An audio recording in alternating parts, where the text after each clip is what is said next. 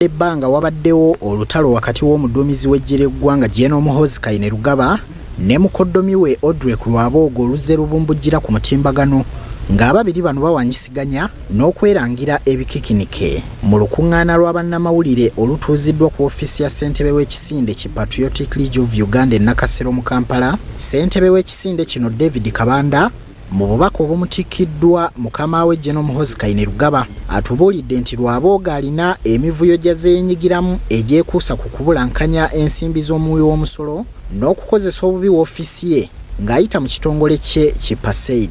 Nga bwe nalagiddwa mukama wange General Muhoozi kitongole kino ekya PACEID kikola mu bumenyi bw'amateeka, tewabaawo muntu yenna adda mu kukolagana nakyo, era bw'anaakolagana nakyo aba amenye mateeka era ajja kuvunaanibwa nga bwe kisaanidde. Okusinziira ku Kabanda, Rwabwogo nga yeeyambisa ekifo n'obuyinza obw'okubeera omuwabuzi w'omukulembeze w'eggwanga aliko ettaka lya gavumenti lyezza mu lukujjukujju n'alikozesa mu mirimu egikontana n'ekifo kyalimu. Mwami Rwabwogo nga chairman ne banne ani yabawa ekirango kye balangirako balyoke basaba emirimu bafune ebifo bino bye bakajjaddemu mu PACEID. Kabanda agamba Rwabwogo wansi w'ekitongole kyekimu ne banne babadde bafuna omudidi gw'ensimbi ezitaliiko mbalirira okuva mu gavumenti. Kakati ye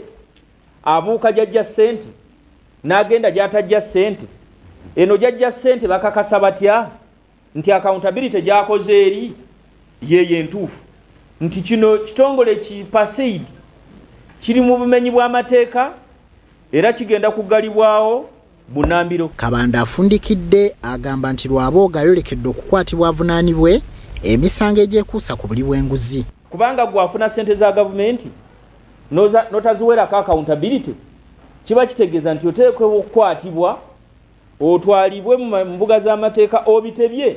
Kinajjukirwa nti olunaku lw'eggulo akulira ekitongole kye PACEID Rwabwogo mu lukuŋŋaana lwa bannamawulire yavumiridde eky'okukwata omukozi we mu ngeri emenya amateeka.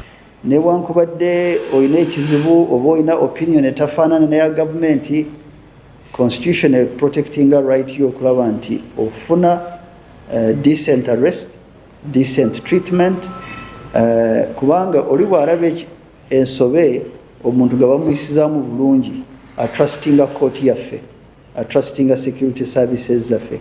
Amateeka si mampi nnyo okutajjayo omuntu owa wansi ne gamuyamba, tegali waggulu nnyo okujjayo abanene. Ono era yategeezezza nti waakusigala ku mulamwa ng'akola ekituufu kyateekeddwa okukola awatali kutya. Tuli open, tuyamba bulijjo nga bwe tubadde tuyamba buli omu, so tekuli buzibu kubanga yatuteekako akyaliko ate eggulo yaŋŋambye mugende mukole mubiveeko. Hassan Kasagga, BBS Terefayina, Ageesigika.